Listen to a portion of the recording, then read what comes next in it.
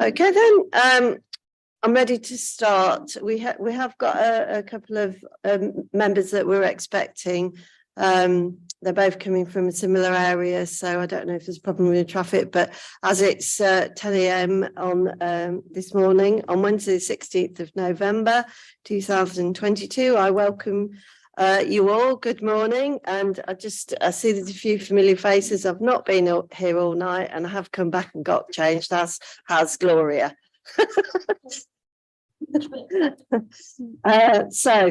Welcome to all non-committee members, if there are any. No.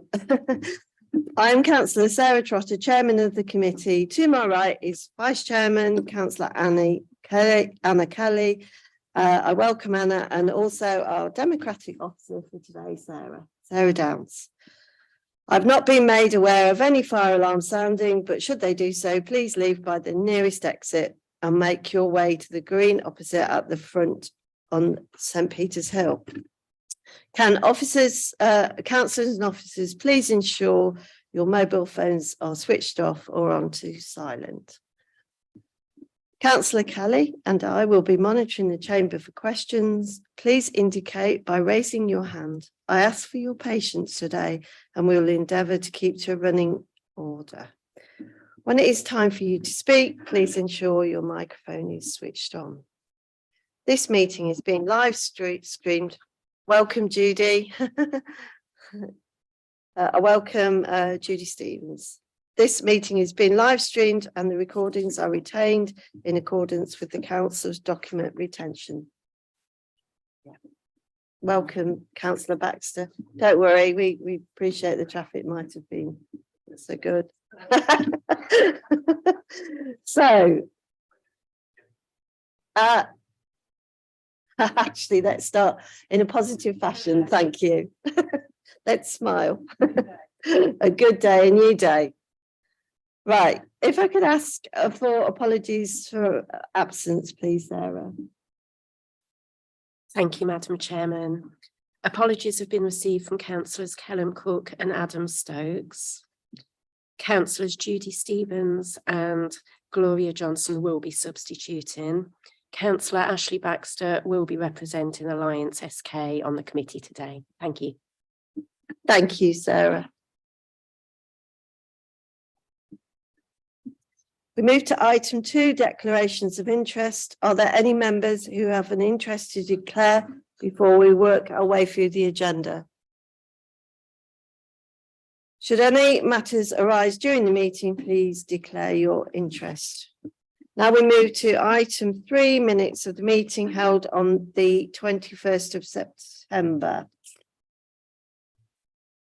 Please refer to pages 3 to 11 in your agenda pack. So, any amendments or comments on page 3? 4, 5, 6, 7. Councillor Baxter. Thank you. I'm asking about the workshops. We mentioned the workshops about the corporate values. What is that? Which page? Sorry, page 7. We're on 7. It's in bold type, number B. Advised how the committees and councillors would like to be involved in the development of the new corporate values by agreeing that all members will be included in the workshops. What progress with the workshops, and will they be public workshops? Thank you. Who would like to answer that? Thank you, Fran. Yes, so the invites went out to all members for the workshop. So one's taking place tomorrow. There's another one taking place next week. And then we'll look at a wash up if anybody's interested. So we've got a number of members booked on to tomorrow's sessions and next week's. Thank you, Fran. Page 8, 9, 10, and 11. If you're all in agreement, can I have a proposer, please? Councillor Mason, can I have a seconder, please? Councillor Kelly, please can all in favour, Against? Thank you. No abstentions. Oh, abstentions. Apologies, you weren't here. Carried, thank you. So we've got abstentions from councillor Stevens and councillor Johnson. Thank you. Moving to item 4, updates from previous meeting. I understand there were no actions, so we'll move straight on to item 5. So item 5, hopefully a bit of positive news, new accommodation update. I will ask our Deputy Chief Executive Alan Robertson to present to do the presentation. And please note it's for update only. We won't be taking a vote. Thank you. Thank you very much, Chairman.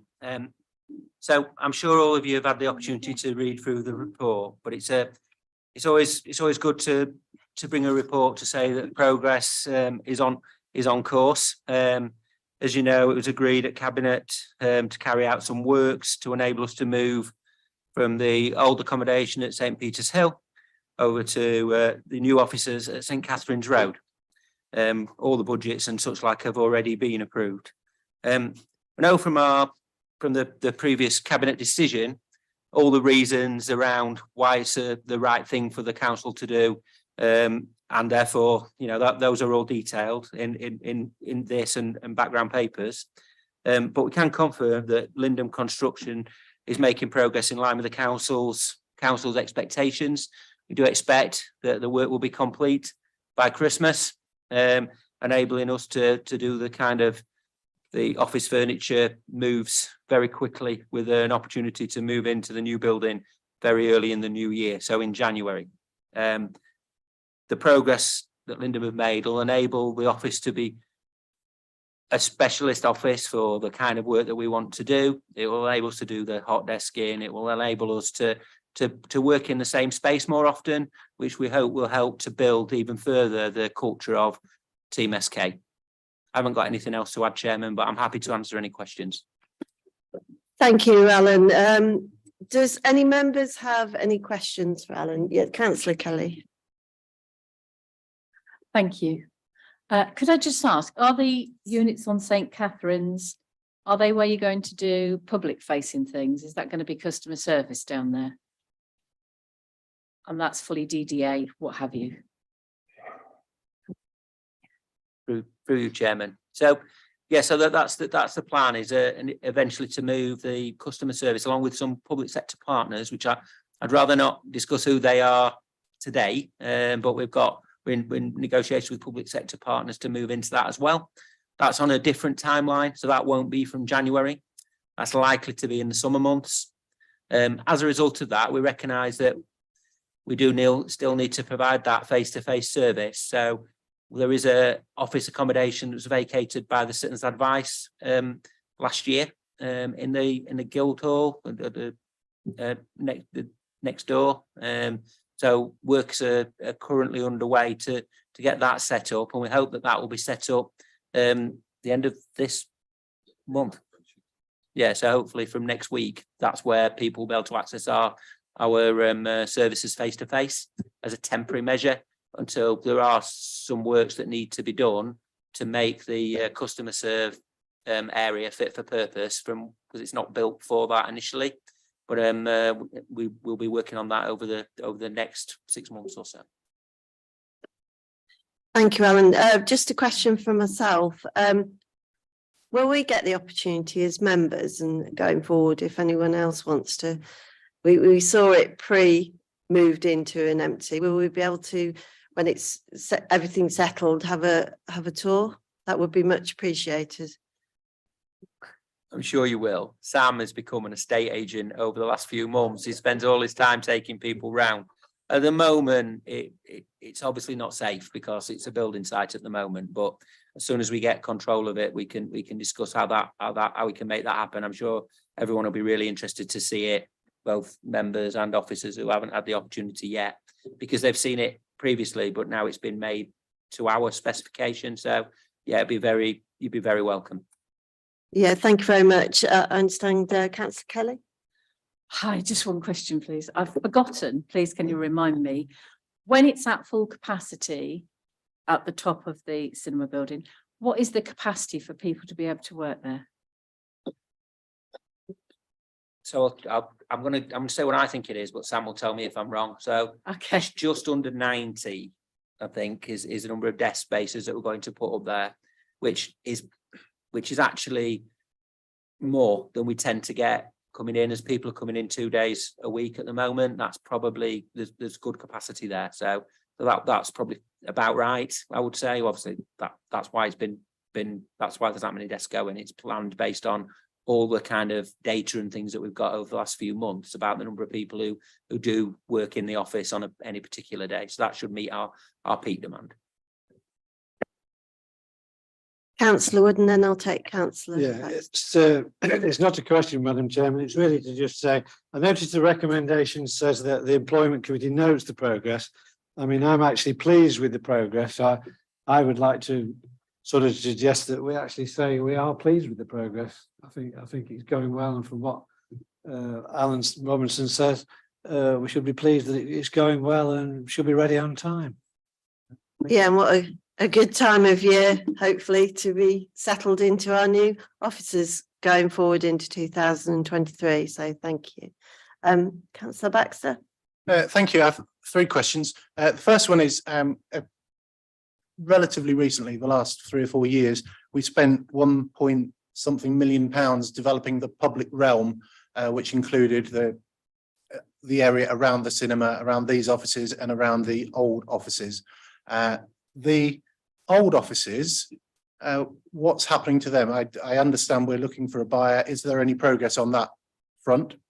My second question is about the finance of the new offices. It's been reported in the press lately, and indeed it's on the local enterprise partnership website, that £2 million was given to this council for the development of a university centre, which hasn't happened. And it looks as if we have to pay back £1.3 million to the LEP. So how does that fit within the council's kind of budget for accommodation? Will it be paid back from that budget? And my third question is about the ground floor. I'm pleased that we'll have accessible ground floor facilities open to the public again, where people can come and bring their issues if they're not able to do so on the internet or indeed on the phone. And looking at next week's agenda for finance, our performance on answering phones is dismal. So I wouldn't be surprised if people found it quicker sometimes to walk down to the council offices on St Catherine's Road rather than pick up the phone. And finally, will there be sufficient space in the what were supposed to be food retail units? Will there be sufficient space for whichever public partner it is? I don't know whether it's a job centre or a leisure centre or a library or what have you, but whatever it is, will there be sufficient space? Thank you, Councillor Baxter. I'll just draw your attention again to page 13, which is it's an update on the new office accommodation. So this report provides us with an update on the current progress of the new office accommodation. I mean, I'm quite happy to go to Alan if he wishes to respond, but I just want to try and rein in that we are trying to stick to the agenda and reports in front of us. Thank you. So I'll try and go through the 3 points in order, Councillor Baxter, if I may. So firstly, in terms of the old building, it is being marketed, and I can confirm we've had some interest. I don't intend in a public meeting to go further than that, and you know, because we're obviously it's always critical when you're negotiating something like that, but you know, we have had some interest in the building and in the land that it's on. So yeah, we can't give you any more details on that, but I can confirm there's been some interest and it is being marketed. So we can advertise perhaps in a public meeting. It is being marketed. So if anybody does want to buy it. Secondly was around the LEP. Now, I personally don't think those two things are connected. I can see that you make that connection. I understand why, because it relates to the same building. But irrespective of what we were doing with that office space, we would be in this same position unless we use it as a university for the university, which that's not in our gift because the university have chosen not to do that for whatever reason. And I guess that's around the changes that the world has seen over the last 2 or 3 years and the way that education is education and lectures are delivered. But that's a matter for them. But without labouring that point, whatever we did with that building, we would be in that position. And again, there are ongoing negotiations there, but I wouldn't argue with anything that you've said. And thirdly, obviously, we will make sure that it fits, that there is enough space for whatever services are delivered at those two units. When you get in them, they are quite large spaces actually, and I think there'll be sufficient space. It may not be, it's never going to be perhaps the large space that ourselves and partners have had in the past, but again, that face-to-face demand has reduced anyway, for all sectors really. So I think it's sufficient space. It will be designed so that it works better for us than the one we've currently got, and I'm sure that people really appreciate the opportunity to come and see us. Thank you. Can I just check if there's any more questions from members? Yeah, I'll take Ashley's, but I'll just take one more question on this item. Thank you.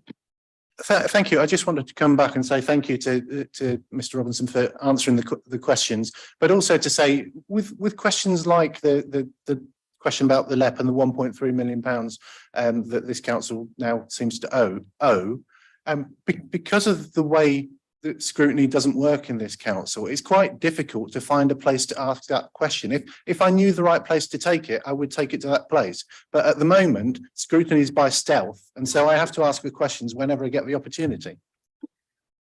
This is obviously not a scrutiny committee, and I'm sure that it will fall in a scrutiny committee. I'm sorry, I'm trying to lip read. FEDCO, I understand the committee that you probably should be steered towards is the FEDCO committee. So thank you, Councillor Mason. Thank you. Okay. If there's no other questions, I would like to move on to item 6, which is the SKDC intranet update. And if you refer to pages 17 to 20, again, this item is for update only and noting. I understand, Councillor Mason, you're going to introduce this report. Thank you, Madam Chairman. I'm not sure whether I'm using the right microphone, Jordan. Is that okay? Lovely, thank you. So this item provides an update on the employee intranet, which was requested at the last Employment Committee meeting. So in October 2021, the intranet was reviewed with the main purpose of updating the content and rebranding the site and updating the directory. All departments with content on the intranet were asked to review, remove or replace the information where required. And this included updates to the customer service pages, including contacts, the homepage links and the health and safety advice. More recent updates have included adding the desk booking guidance and app to support the new ways of working. And we also rebranded the corporate logos and colour scheme. The employee directory was linked to the IT user database to just bring it all up to date. There has been several limitations of the current intranet platform, which makes it difficult to do a more substantial and significant update. The current intranet is old and doesn't have high usage. Plans are in place to refresh the council's website. An initial scoping is to take place to understand the cost implications of also doing this for the intranet, which would allow for greater interactivity and a more user-friendly design. This will then be taken to the people panel to identify exactly what colleagues want from their intranet, including potential options for more interactive intranet and refresh of the design. So it's important we take the people panel and the staff's views into account. In addition to the people panel who will be heavily involved in the design, we will consult with the wider staff colleagues to ensure any new designs are useful and focused on what colleagues need. So this report is just for noting on the intranet site, Madam Chairman, and we will of course bring a report back to committee when we've made more progress. Thank you. Thank you, Councillor Mason. Is there a target date as such, or are we fluid as to how we can get through the people planning panel and work forward? Put my teeth in. There's not a target date as such, because we've got to look at the cost implications of this. And obviously our most important is to make sure our website for residents to view is more up to date than the intranet. So we need to look at the cost implications first. So we've not really got a target date on this as yet. No problem. Thank you. Councillor Kelly?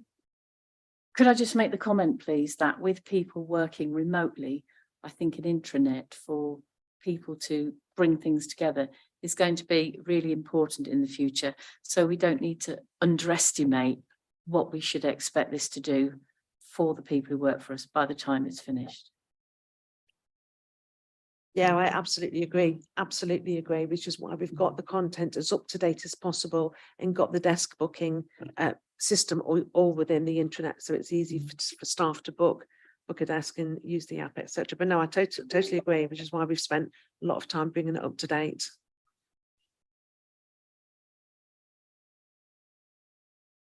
Thank you. Any more questions from members, please? Non-members or Alliance SK members? No, thank you. Lovely. We'll move on now. Thank you, Annie, for that presentation. We now have another update report, which is item 7 in your agenda pack, the employee rewards and recognition. If you could refer to pages 21, 22. I understand this report again is being presented by Councillor Annie Mason. I'm losing it today. Thank you, Madam Chairman. So this agenda item provides an update on employee recognition and the initiatives that have recently been put in place to increase opportunities to recognise the council, the colleagues at the council. As we know, employee recognition is important to morale, productivity and building positive relationships. And the HR team recently undertook a review to build a new recognition strategy that focuses on simple but effective ways to increase recognition. So this has been built through feedback from colleagues, and the people panel have been particularly involved. So the new strategy includes changes to the long service award policy, which we discussed at the last employment committee. So this has been implemented and moves from celebrating long service when someone leaves to now being celebrated at the time of the anniversary. We've also introduced hashtag Team SK Thank You, which is where colleagues can nominate another colleague to say thank you for something. And at the end of the month, all the nominations are put into a draw and the winner receives an extra day's annual leave. It's been really, really popular.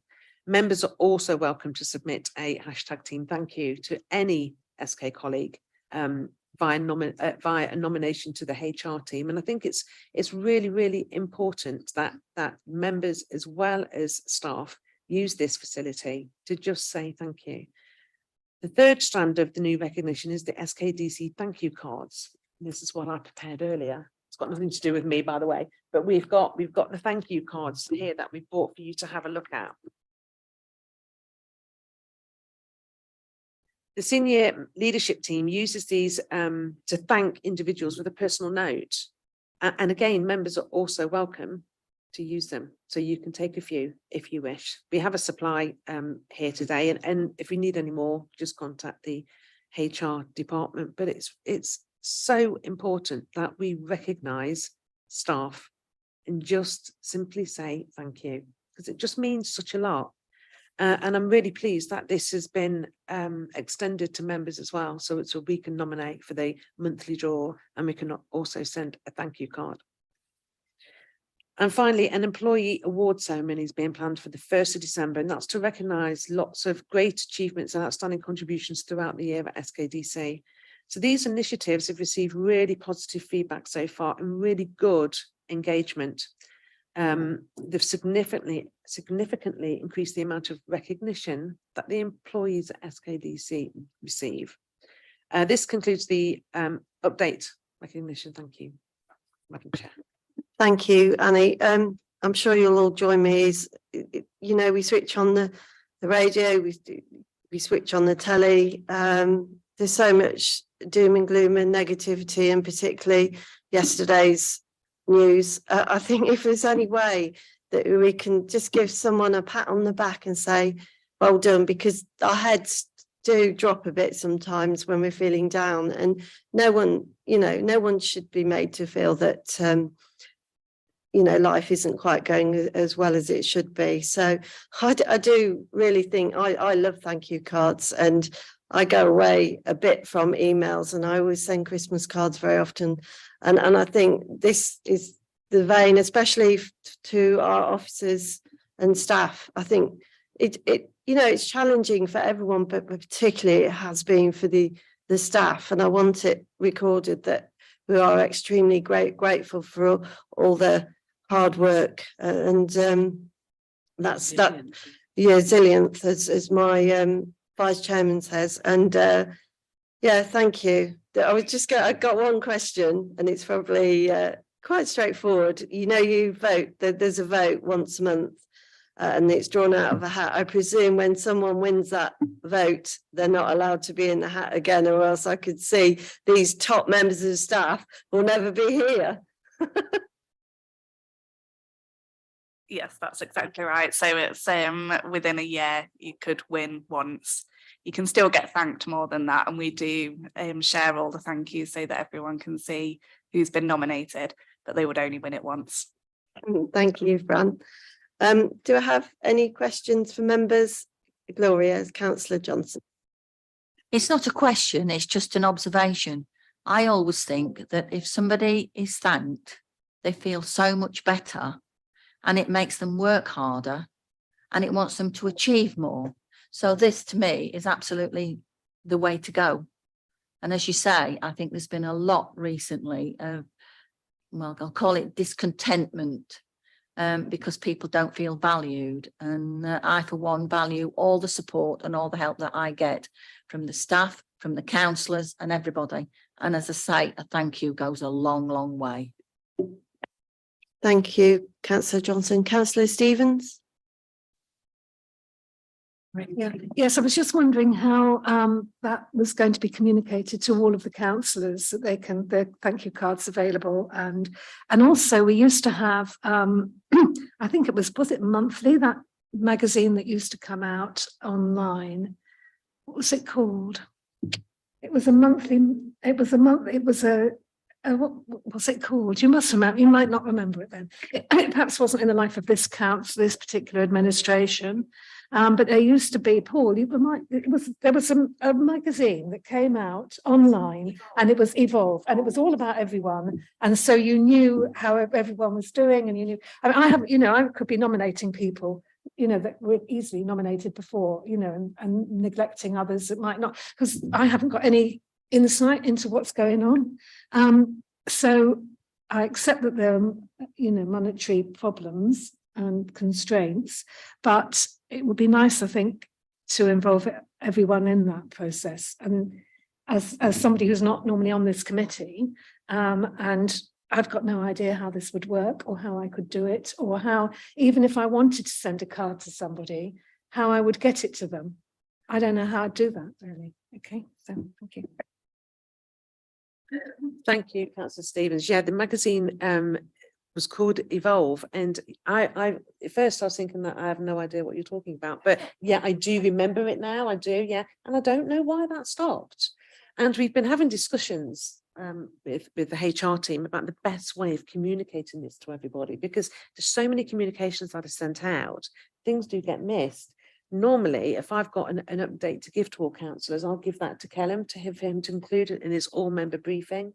But I would really be interested to know whether the messages in the all-member briefing actually get through, i.e.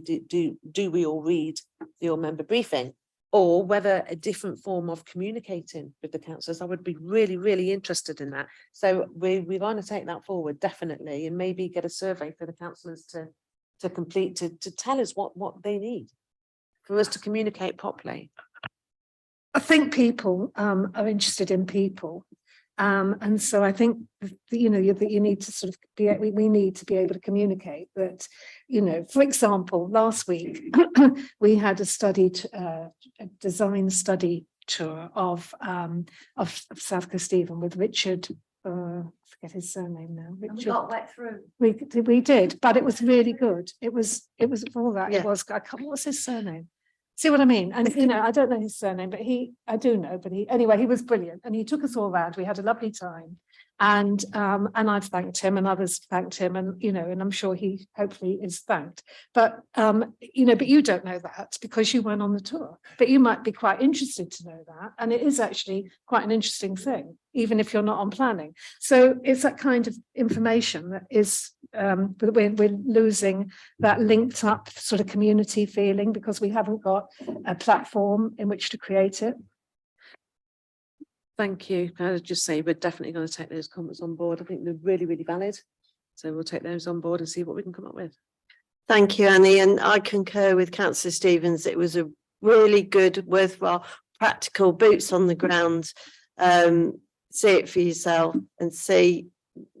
I'd like to see some really nice areas of Grantham Housing Association and vegetation and looking after preserving our nature as well, even in areas that I actually, before I sort of delve deeper, I just thought there were houses, nothing particularly special, but a lot of work's gone into looking after the area and obviously for the residents of Grantham. So yeah, it was really good, and it was good. We had an LCC a lady as well who was very helpful because obviously they do tend to cross over the questions, don't they? Says that was interesting, not just to people on planning, but to everyone that's involved in South Kesteven, because there are things that we're doing that are quite positive, actually, to try and then hopefully with government intervention and so on, making even more so that what is built is better than has been in the past. And it's interesting for people generally to know that, but it's also interesting for councillors to know what part we're playing in that. And how we are kind of making an effect. So it's a kind of linking it all up and making it interesting for everybody so they feel that they're part of something positive and it's not some sort of combative kind of bear pit. Councillor Mason. Can I just quickly say, sorry, Madam Chairman, that it was Richard Shaw. Yeah, thank you. I understand, Councillor Kelly, you. All I was going to say is we are going to have some focus, some dashboard that actually tells us who has been nominated. So as part of the collection of the data for the thank youing, there's got to be something that's kept up to date all the time so that everyone's aware when they're going to nominate as to who's already up there and what have you. Who's going to run it? And what I'm saying is it's a whole load of work. Somebody's going to have to be nominated to look after all of this. So yeah, we've got that information and we share it internally, so we can absolutely make sure that members also receive it. So we share it each month to say everyone that's been nominated.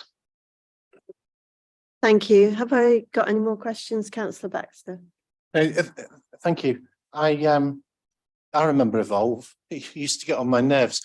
I think with internal communications, there's always a balance to be struck between telling people information that they need to hear and being truthful and being positive, because the way I remember it, it always seemed to be very positive about absolutely everything, and there was never anything contentious or disappointing that happened at the council. And I think that I found it quite nauseating at times, really.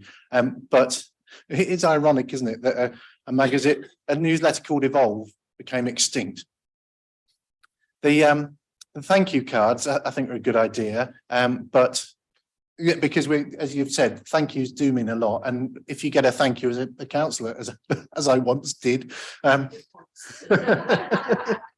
when you get a thank you as a councillor, you think, oh, great, somebody at least is appreciating the time and effort that I've put in on their behalf. Or and if you get a thank you from someone that you haven't actually helped, but has just actually seen you doing other things, and it's just like a keep going. Somebody's noticing, keep going, and that's better than the once every 4 years kind of job interview you have. It's good, but at the same time, we've got to remember how cynical people have become about the clap for the carers. We all went out and banged our teaspoons and whatever else for the carers, but then when we came out of the pandemic, some of those key workers didn't get the reciprocal support that they received. So I'm glad that there is a tangible benefit in terms of a day off. and I don't know what other tangible benefits we can offer with limited finance. I'm tempted to say perhaps a seat by the window for the employee of the month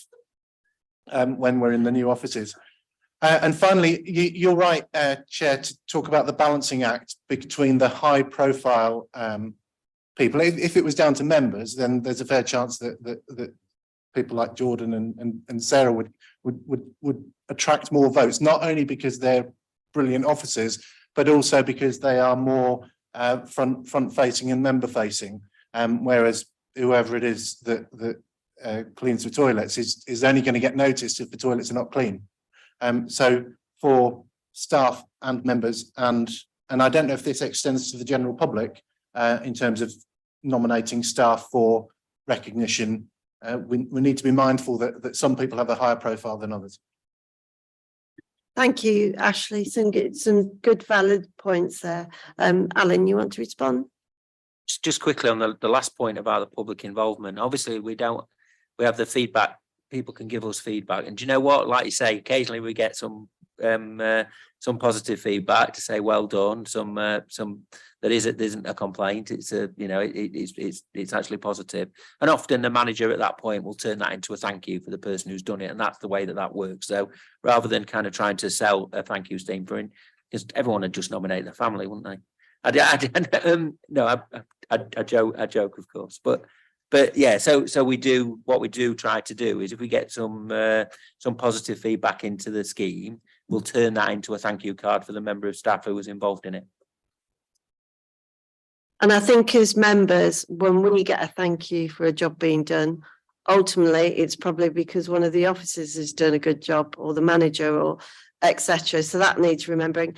And as a member, I always feel really positive when you do get a thank you, but I know I always respect that 9 times out of 10 it's not completely off my own back. There's a whole load of people behind me helping, and that's why a lot of us, I won't say all of us, want to be councillors. Thank you. Any more questions, observations, comments? No, great. Okay, we shall now move on to so our final report today is item 8, which is the HR People and Dashboard. This can be followed on pages 25 to 47. The report will cover Q1 and 2 of the financial year. This presentation will be an overview only, because this does, for members who are guest substitutes today, we do go over this fairly regularly. So I'm going to just ask for an overview today of the dashboard, and this will be presented by Councillor Annie Mason. Thank you, Annie. Thank you, Madam Chairman. So quite rightly what you've just said, this is just an update on the HR dashboard, which does come to the committee every 6 months. So it's just to give you a snapshot of where we are in Q1 and Q2 of 2022 and 2023. So it provides an update on metrics relating to the headcount, starters and leavers, absence, equality and diversity, employee relations, case data, and learning and development. So with your permission, Madam Chairman, I'm just going to hand straight over to Fran Beckett to talk us through the presentation, if that's okay. Thank you. Yes, thank you. Thank you, Fran. Thank you. So if I give a quick overview, you've got, because you'll have read the information in your packs, and then obviously if you've got any questions, then we can give any more information as needed. So in terms of establishment, we've got 534 employees. That's fallen 24 by 24 in the first couple of quarters of this year, and that's in line with restructuring activities. We've got a pretty even gender mix, and 20% of our people are part-time. In terms of some of the demographics of our people, so we have about half of our people are aged over 50, and that's something that we've discussed previously, just in terms of forward planning around, the possibility of losing a lot of experience at a similar sort of time, and also almost half of our people have been with us less than 5 years. For our new starters and leavers, so there's a graph in the booklet which just gives an overview since 2018 of our leavers. And you'll see that it sort of remains at sort of constant level. It dips at the start of the pandemic. So we had the lowest number of leavers during the start of the pandemic when there was a lot of uncertainty around, and people generally nationally weren't moving jobs. As we came out of the pandemic in Q4 and Q1, so basically at the start of the first 6 months of this calendar year, we saw a significant increase in the number of leavers. And again, this is one that we've discussed previously, but it's in line with what was being talked about around the Great Resignation as we were coming out of the pandemic, and more people were moving jobs at that point. And internally, it was also linked with an investigation that was going on at that time as well. But for Q2, it's then come right back down again to sort of the levels of leavers that we would be expecting.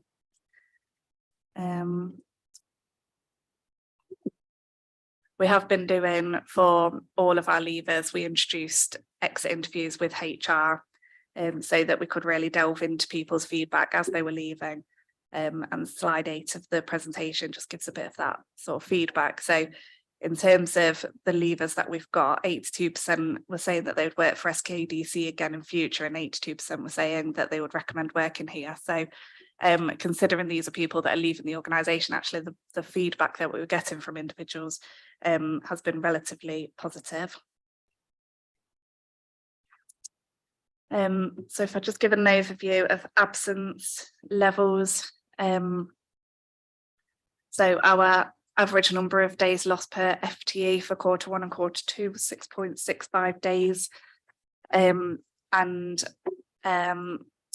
the main reasons for absence, so mental health has really increased in terms of the reasons for absence over the last couple of years, and that is our biggest reason for long-term absence. And for short-term, COVID is the biggest reason for absence.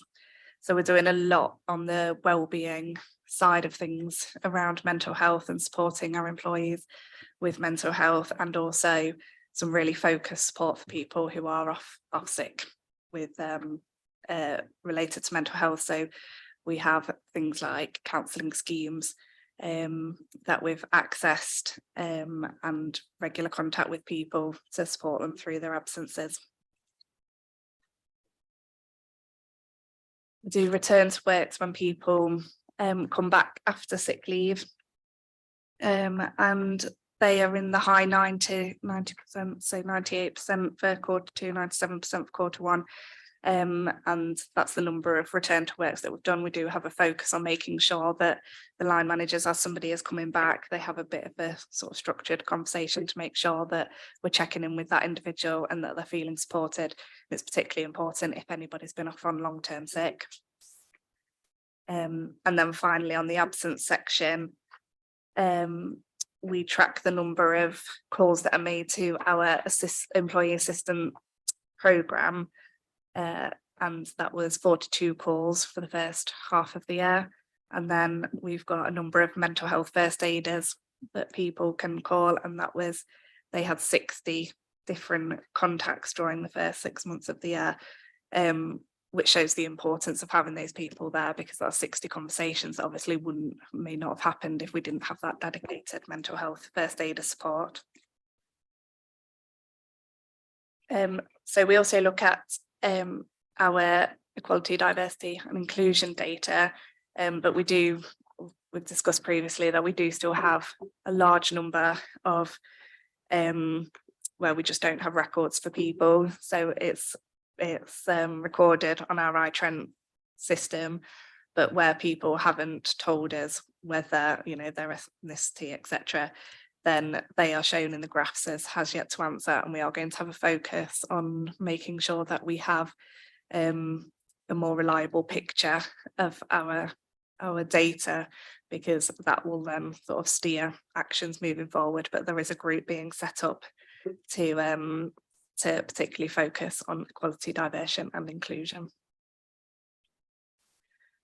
And then, so in terms of employee relations and cases that we have had 8 disciplinaries for the first half of the year.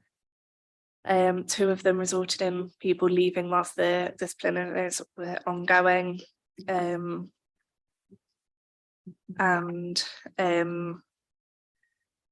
one dismissal during that time.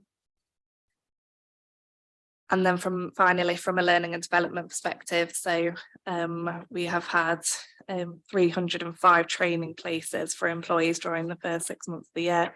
So there's been a lot of opportunities where we've sent out different courses that are happening that people can book onto.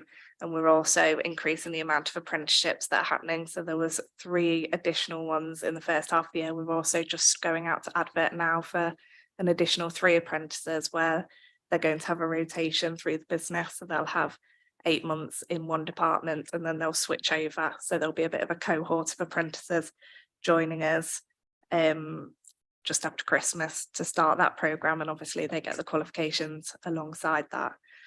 So there's a real focus on apprentices, but also working with local colleges at the moment, and just having those pathways in for young people sort of coming out of college, etc.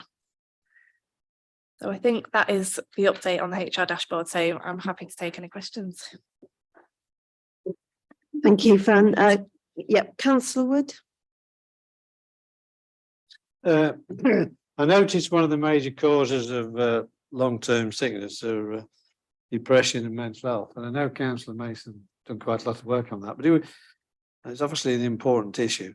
Do we actually know whether that depression or mental health is sort of work related? Do we go into or personal related or cost of living problems or financial things? Because it can be related to various reasons, can't it?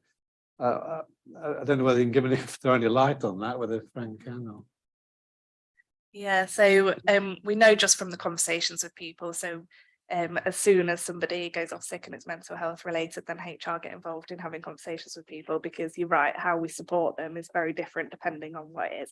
So it's about half and half in terms of work related or externally related.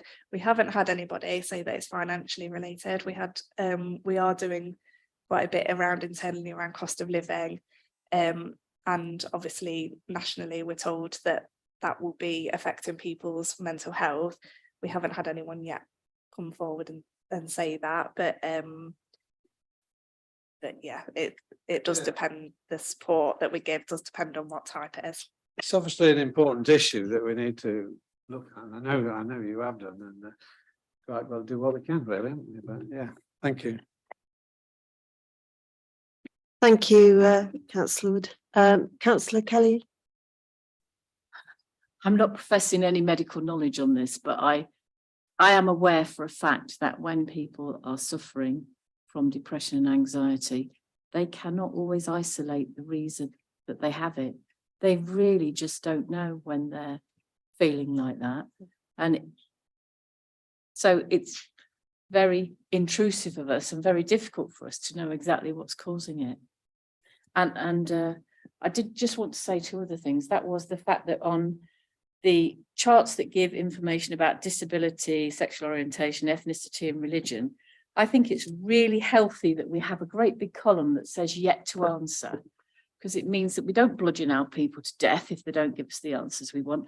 And it means they have the freedom to retain their privacy if they want it. So I see that as a massive positive that people haven't identified. They can do what they like. You know, there is an element to life that you should be able to have private if you want to have it. And they are exercising that right. So that to me is a great thing. And I wondered if that's similar when we have nearly a third of the workforce not giving us a reason why they're leaving. Is that because they're just exercising their right to privacy? You know, could be. So the fact that those numbers there to me are not necessarily a negative. Thank you. Thank you. Just a question for myself to Fran, and it's going back to a bit of personal experience. I just want to have comment on support for return to work of new mums and fathers now as well, because I remember taking my 3 months off in my old profession with a young baby and a husband working away, and I came back to work and I had to return to work, and I just sat there and dissolved, even though I wasn't supposed to dissolve wearing a uniform. But I just wanted you to comment on the support you give for new parents. Thank you. Yeah, thank you. And it's so important, isn't it? So we set up a parents support group earlier this year, and got lots of feedback around that, around how we're supporting people at the moment and the ideas of what we could do. We don't actually have very big numbers off on maternity, but one person has recently come back, and we've had those sort of conversations around that support, and also around kind of a bit like an induction, because if you've been off for over a year a lot of the time, and people have changed, things have changed, so setting it up a bit like an induction so that they're meeting people that have been new the last year and getting up to speed on everything. But yeah, it is a massive change, and obviously they're trying to balance everything as well, so I do agree that it's really important. Yeah, and I think it is, especially in this modern day age, it is important for the new fathers as well, because very often the wives are rushing back to get to their job. So it is a balancing act. So thank you. Councillor Mason. I just wanted to say that really we need to give some thanks to the HR team for the work that they do on this, because we've got so many different groups to support the staff, menopause, parents, mental health. They really do. The information that they send out to the staff on a regular basis, giving them information, links of where to go, and that's absolutely unbelievable. So I think we all ought to say thank you to the HR team for the passion and the work that goes into what they do for the staff. Thank you, Annie. I think we'll all join you in this room as members, echoing that thanks. Absolutely. Thank you very much. Councillor Baxter. Thank you. Yes, I certainly support the comments about thanking you for doing this work, because I've worked in several organisations where they just didn't bother and things just happened, and they wondered why there were so many people off sick. And I'm kind of interested in the PDR process, personal development review, and how robust and friendly that is, really, whether it's a kind of scary event for people, or an event that people don't rate at all, or whether it's a kind of purposeful, yes, I want more training because I want to be better at my job kind of thing. On the details of it, on page 38, on the top right hand corner of the slide, it says average sickness per FTE. Oh, for Lincolnshire councils, I've answered my own question. The average sickness is 4.4 FTE, and for the first 2 quarters at SKDC, it's 6.65. So we are a bit above the average for Lincolnshire councils. But also I wanted to draw attention to page 43. I really don't like the categories in the ethnicity bar chart. I hope it's a typo, but the way it reads is, well, yeah, I think that first column should say white British rather than just British. There are plenty of people who are British and not white, as we know. So I assume that's some sort of machine error. Yeah. Am I not making myself clear? Could you explain it to us, please?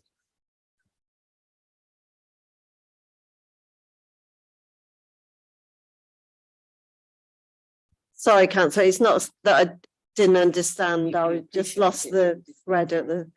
Sorry, but it's the way I'm explaining it. The categories for people who can't see it, the categories currently are British, other white background, Caribbean, Indian, chose not to say or has yet to answer. I think that first column should be white British.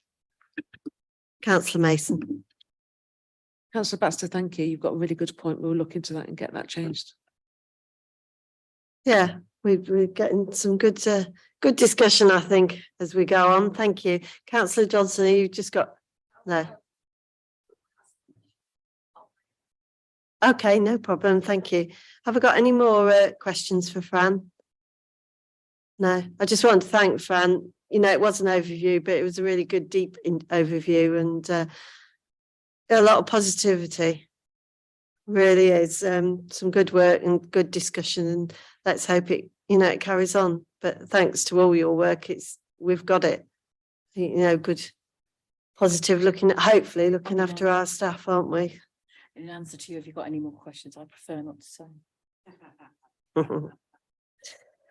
Okay, so I think we can now move on to item 9, which is the work programme for 2022 to 23. If you want to turn to page 49. Bear with me. Right. Okay. So, do I have any questions or additional items that need adding at this time? No. So the final item on this agenda is any other business. So if there's anything you want to add, please raise your hands. Councillor Mason. Nothing else to add, Madam Chairman, but I just want to remind members if they want to take a thank you card, please do so. The cards are here and Fan has the envelopes, and then once they're completed, hand them back to HR because obviously they know where the staff members live and sit, etc. Yeah. Thank you. Yeah, thank you for that reminder, Annie, and for sure I'll be taking some, if not a few. Councillor Kelly. Can I informally ask a question, please? It's You about my may. ignorance rather than anything else. It sounds like the magazine Evolve was about giving people positive feedback. And we do have the briefing that comes from the leader. But I think a point that Councillor Baxter was making is that sometimes as councillors, I don't know whether it's specific because we are not part of the party that's in control, our information comes from the press, and it would be really nice if somebody comes up to you and says, what's this, you've got to pay back 1.3 million for some money you've had and haven't used. What is the best place? What is the right point of contact where we should first get that information from, rather than getting it from a newspaper and somebody like my brother sending me, as he does, all these things that come up in the newspaper for me to answer questions on that I don't know anything about, until I've had an opportunity to corner Alan and ask him what it's all about. I mean, where should we, as generally as councillors, be getting that instant information that is going to come through the press in 2 days or whatever? Because I don't know the answer to that one. Thank you. I'll let, I know Annie's indicated to me, but do you want to speak first? No. Yeah, and then if you want to obviously interject, Alan. So all I was going to say is we all as officers, we recognise that we don't want to leave members being surprised by things that are in the press. And we will try and we'll redouble our efforts to make sure that happens. Sometimes these things happen really quickly. We almost don't know before it's in the press in the modern world with the internet. We're not waiting till Friday for the paper to come out, are we? It's live on the website now. And sometimes these things even you know, they're in the press before anyone knows, or before we have the opportunity to plan how we'll commit that. But we recognise it's really good to avoid surprises for our councillors. So where we can, we'll make sure that we get that information out to you. And it should be, those kind of things should really be through those kind of regular updates that you get already, rather than doing something new, because we don't. In reality, we don't have the resource to come up with something new. So we need to use the things that we've got already in a better way. Constantly telling team members if there's something happening in a ward, have you rung the ward councillor and let them know it's happening? Because you're right, you don't want to pick that up from a neighbour or in the paper, or more likely these days on your Facebook group for the community or on a website. And neither do we. We don't want you to do that either. So we'll constantly, we'll double our efforts to do that, and I'll remind everybody as well. Yeah, thank you for that question. A good valid question, Councillor Kelly. And very often when things go on social media, they've been around the houses a few times, so you don't always get the entire complete truth, as in the press also, depending which paper it is, etc. Anyway, on that note, I just want to say thank you. It's been I really enjoyed today's meeting. Good discussion, and I do think we are really moving positively forward, and more so than ever, it's important to look after our staff and look after each other, I think, as well. Okay, well, thank you very much. Time's 11 o'clock. Looks like nearly spot on, is it? I'm going to close the meeting, and I particularly want to thank officers for their updates and members for their presentations.